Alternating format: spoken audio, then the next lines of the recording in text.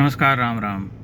उत्तर प्रदेश में काशी से कांग्रेस के नेता और प्रदेश प्रमुख श्री अजय राय ने जो प्रधानमंत्री नरेंद्र मोदी के बारे में टिप्पणी की है वो आपने ज़रूर सुनी होगी, क्योंकि सोशल मीडिया पर वो बहुत वायरल हो चुकी है। उस टिप्पणी के बारे में यहाँ कुछ कहना तो ठीक नहीं होगा, परंतु एक बात जो बहुत ही साधारण रूप से समझ में आने वाली है कि हमारे देश में जो विपक्ष के नेता हैं, चाहे वो किसी भी पार्टी के हों, उसके छोटे से लेकर के बड़े नेता तक सबका भाषाई शिष्टाचार जो है वो लगभग समाप्त हो चुका है या उसका पूरी तरह से विनाश हो गया है। ये वही अजय राय हैं जिनके लिए पिछले दिनों प्रधानमंत्री ने ट्वीट कर अच्छे स्वास्थ्य की मंगल कामना की थी। वे बीमार थे, लेकिन उसका प्रतिदान जो होता है उसका जो उन्होंने कृतज्ञता ज्ञापन किया वो कुछ इस तरह से किया कि बनारस में एक गाड़ी से जाते हुए जब लोगों ने उनसे कुछ पूछताछ करने की कोशिश की, तब उन्होंने जो है नरेंद्र मोदी के लिए अभद्र भाषा का प्रयोग, गाली का इस्तेमाल किया। मारने पीटने की बात थी, लेकिन जो भाषा थी वो गाली की श्रेणी में आती है। सीधी सीधी बात यह है। अब आप देखिए कि प्रदेश अध्यक्ष जो है इस तरह की भाषा बोलते हैं, जो राष्ट्रीय अध्यक्ष हैं वो आए दिन जो है कुछ इसी तरह की भाषा का प्रयोग करते हैं। गद्दार है और वोट चोर है, सिंगुलर में तो बोलते ही हैं। वो भागेगा, वो जाएगा, नरेंद्र मोदी डरता है मुझसे, थर थर कांपता है मुझसे, पता नहीं क्या क्या, जितने मतलब अगर याद किए जाएं वो सारे उदाहरण जो पिछले 10 वर्ष 12 वर्ष में इन लोगों ने कहे हैं नरेंद्र मोदी के बारे में, तो आश्चर्य होगा जान करके कि विपक्ष जो है वो दिनों दिन गर्त में जाता जा रहा है, क्योंकि उसे वास्तविक रूप से चिंता नहीं है कि कैसे लोकतंत्र में लोगों का मन जीतना है या हृदय जीतना है।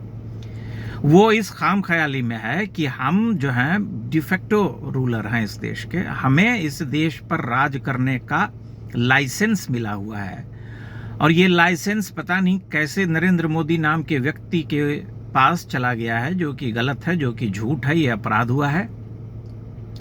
इसलिए हम ये लाइसेंस छीनेंगे, चाहे गाली दे करके छीनेंगे, चाहे पटक के छीनेंगे, चाहे गर्दनियां दे करके छीनेंगे, चाहे आग लगा करके छीनेंगे, चाहे जैसे संभव हो लाइसेंस हम ले लेंगे, क्योंकि लाइसेंसी शासन करने वाले जो हैं हम ही हैं, हमारे अतिरिक्त कोई नहीं कर सकता। ये मानसिकता है।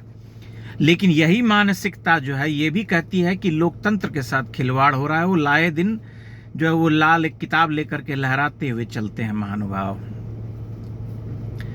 लेकिन अगर ध्यान से देखें तो लोकतंत्र के सबसे बड़े विनाशक अगर कोई हैं तो यही लोग हैं, क्योंकि इनके मन में लोकतंत्र और लोकतांत्रिक आस्था और जो उसकी मर्यादा होती है उसका तो कोई सम्मान है नहीं। आए दिन अगर ये इसी तरह से गाली गलौज करेंगे और जो चुनाव होते हैं उसको वोट चोरी कहेंगे या ये कहेंगे कि ईवीएम हैक हो गया है, तब फिर लोकतंत्र करने या कहने का कोई अर्थ नहीं होता है।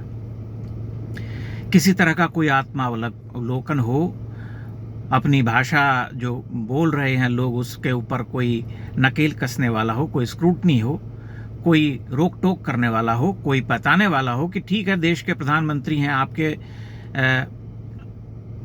प्रतियोगी हो सकते हैं या आपके विरोधी हो सकते हैं, सत्ता पक्ष में हैं, आप उनसे लड़ना चाहते हैं, आप उनसे सत्ता प्राप्त करना चाहते हैं, परंतु इस तरह की भाषा का प्रयोग आप नहीं कर सकते हैं।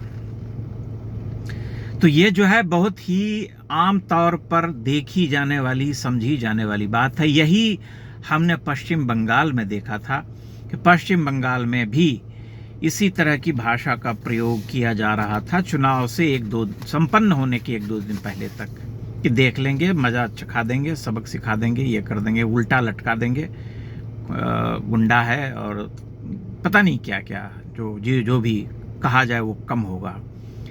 इसलिए भारत में ये जो प्रक्रिया, जो नया जो ये चलन शुरू हुआ है पिछले 10-12 वर्षों में, क्योंकि एक बहुत स्पष्ट तौर पर समझने वाली बात यह है कि ये निरंतर हार रहे हैं चुनाव में।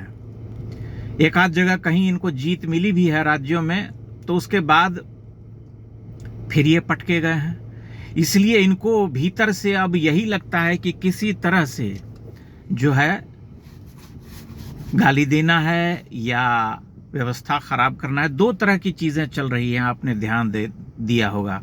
एक तो ये गाली गलौज का माहौल है जिसमें कि प्रधानमंत्री के ऊपर सीधे आक्षेप किए जाते हैं, उनके व्यक्तित्व पर छीटाकशी की जाती है, उनके बारे में अनर्गल बातें, अभद्रतापूर्वक टिप्पणियां की जाती हैं।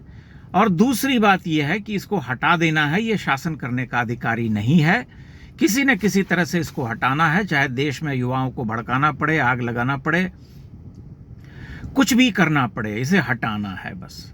ये दो तरह की चीजें हैं जो कि बहुत ही साधारण रूप से देखी जा सकती हैं, अनुभव की जा सकती हैं, महसूस की जा सकती हैं कि यही चल रहा है।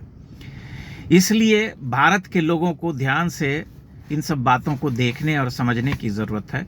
हालांकि ये मेरे कहने से कुछ नहीं होगा, यहाँ के लोग स्वयं बहुत ही समझदार हैं और बहुत परिपक्व हो चुके हैं। मुझे लगता है कि वोटर के रूप में बहुत हद तक उन्होंने सीखा है।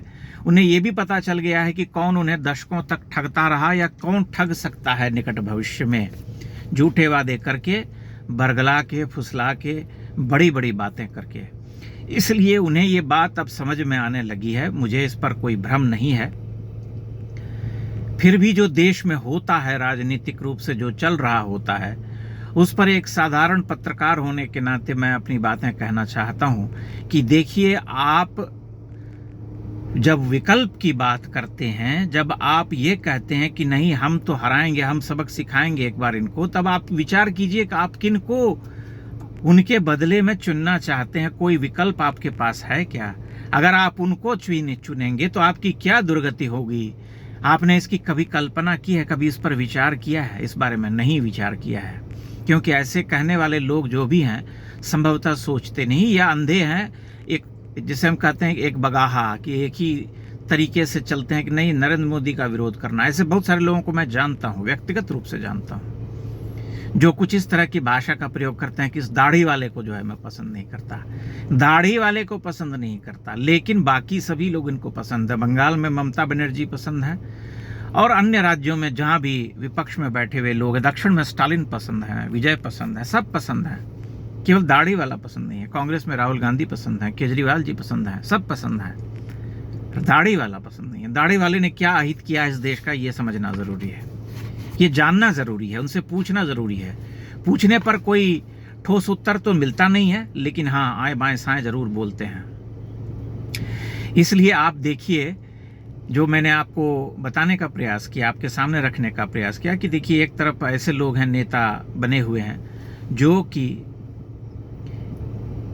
खुलेआम गाली देते हैं प्रधानमंत्री को, लेकिन दूसरी ओर ऐसे लोग भी हैं जो चुपचाप बीमार पड़ने पर, किसी के अस्वस्थ होने पर, प्रधानमंत्री होते हुए भी ये ट्वीट करते हैं, ये संदेश देते हैं कि आप ठीक हो जाएं, स्वस्थ हो जाएं, ऐसी मंगल कामना। ये विपक्ष लोकतंत्र को समझने की आवश्यकता है कि लोकतंत्र में क्या मर्यादा होती है, राजनीति की इस तरह की भाषा का प्रयोग करना चाहिए।